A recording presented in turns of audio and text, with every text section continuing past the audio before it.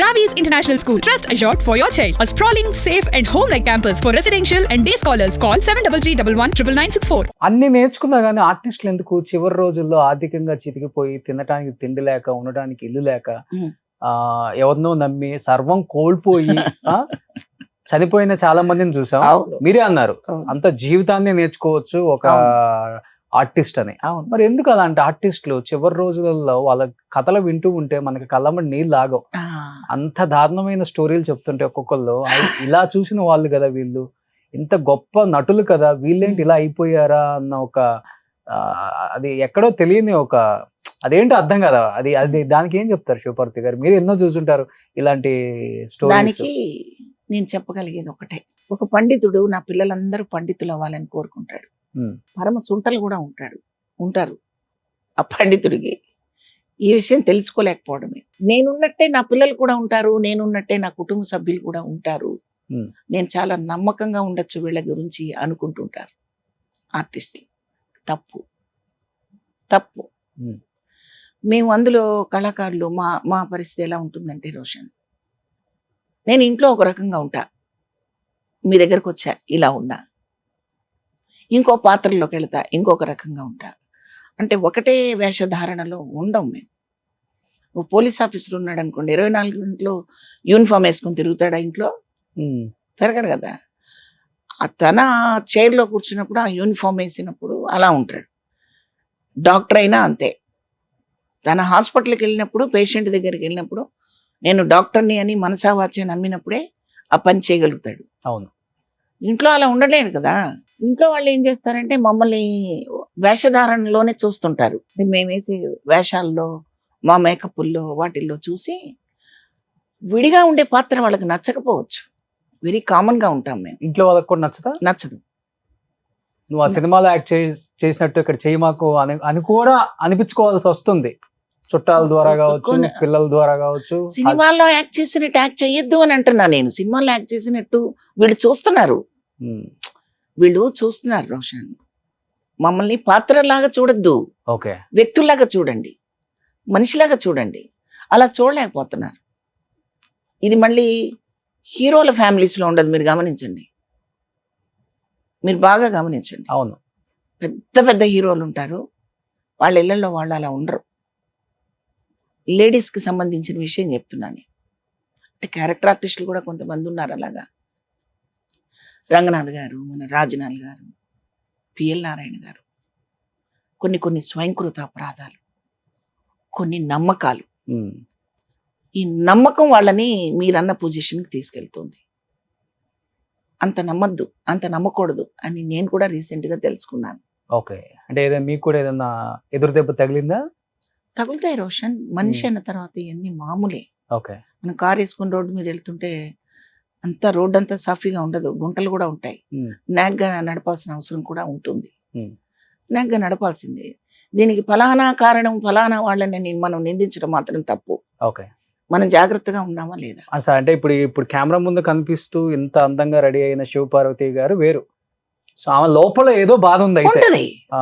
ఉంటది రోషన్. నేను లేను, నాకు ఏం లేదు, నేను చాలా ఫెయిర్ అంటే అబద్ధం ఉంటుంది.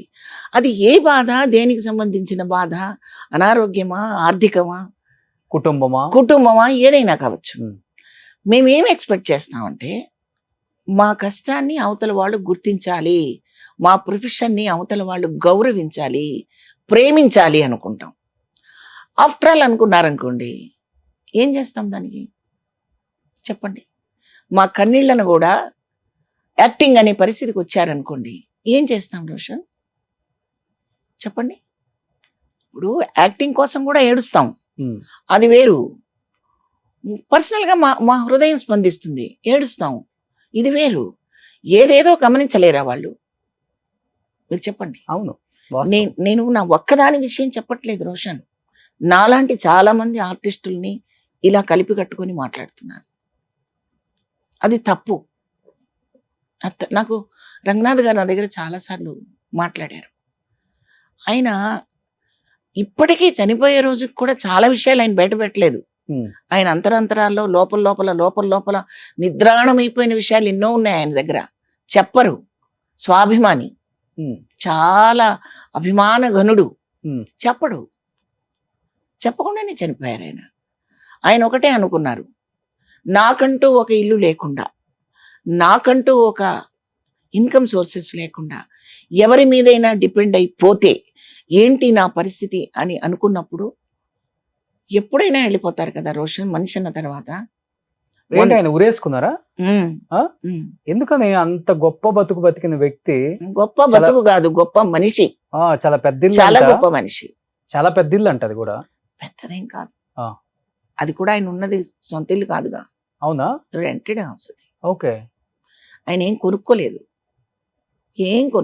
నేను చాలాసార్లు ఎందుకండి రెంట్కి ఉన్నారు కొనుక్కోండి అంటే, అవసరం లేదు, నా భార్యని నేను బతికించుకోవాలి, ఉమ్. అదే నాకు ముఖ్యం అంటుండేవారు పాపం ఆయన. అంటే ఏమైంది ఆమెకి?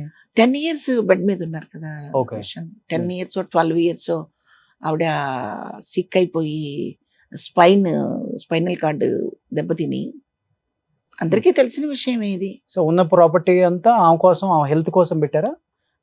ఎక్కువ ఎక్స్పెన్సివ్ జోన్ లోకి వెళ్ళిపోయింది ఆ, ఆవిడ హెల్త్ ఇష్యూ. ఆ, మరి నేను ఇల్లు కట్టుకోవాలి, లేదా ఈ 10 లక్షలు దాచుకోవాలి, లేదా ఒక 50 లక్షలు దాచుకోవాలి అనుకుంటే ఆవిడని ఇంతకాలం ఆయన బతికించుకునేవాడు కాదు పాపం. ఉమ్, ఎప్పుడో వెళ్ళిపోయింది ఇది. చాలా ప్రదేశాలకి ఆయన వ్యాన్ లో ఆ ట్రాక్ అంతా ఎక్కించి, ఆ బెడ్ ఆవిడ పడుకున్న ట్రాక్ అంతా ఇలా ఎక్కించి అలా తీసుకొచ్చేవారు ఆయన కొన్ని చోట్లకి. షూటింగ్ కూడా. ఆయన డైరెక్ట్ చేశారు కదా ఒక పిక్చరు మన శివాజీ రాజాతో. అవును. ఆ సినిమా షూటింగ్ ఓపెనింగ్ కి ఆమె నా వ్యాన్ లో ఎక్కించుకుని తీసుకొచ్చి చైర్ అలా ఫోల్డ్ చేస్తే, అదే బెడ్ అలా ఫోల్డ్ చేస్తే చైర్ లాగా ఉంటుంది, అందులోనే కూర్చొని ఆ ఓపెనింగ్ ఆ సందడి అంతా చూసుకొని మురిసిపోయి ఇంటికి వెళ్ళిపోయారు. ఓకే. సో నాకు ఆమె ముఖ్యం కానీ ప్రాపర్టీ ముఖ్యం కాదు అనుకున్నారు ఆయన. ఉమ్, ప్రాపర్టీ ముఖ్యం, ఆవిడ కాదు ముఖ్యం అనుకుంటారు కొంతమంది. ఉమ్, డిఫరెంట్ పీపుల్స్ ఉంటారు కదా రోషన్ ఈ ప్రపంచంలో. ఓకే. అది కొంచెం గమనికగా లేకపోతే మాత్రం ఉమ్, ఎవరి పరిస్థితి అయినా అలాగే ఉంటుంది రోషన్, ఓకే. నాకు అనిపించింది. ఉమ్. సుమన్ టీవీలో మీ పర్సనల్ అండ్ బిజినెస్ ప్రమోషన్స్ కోసం కింది నెంబర్కి కాంటాక్ట్ చేయండి.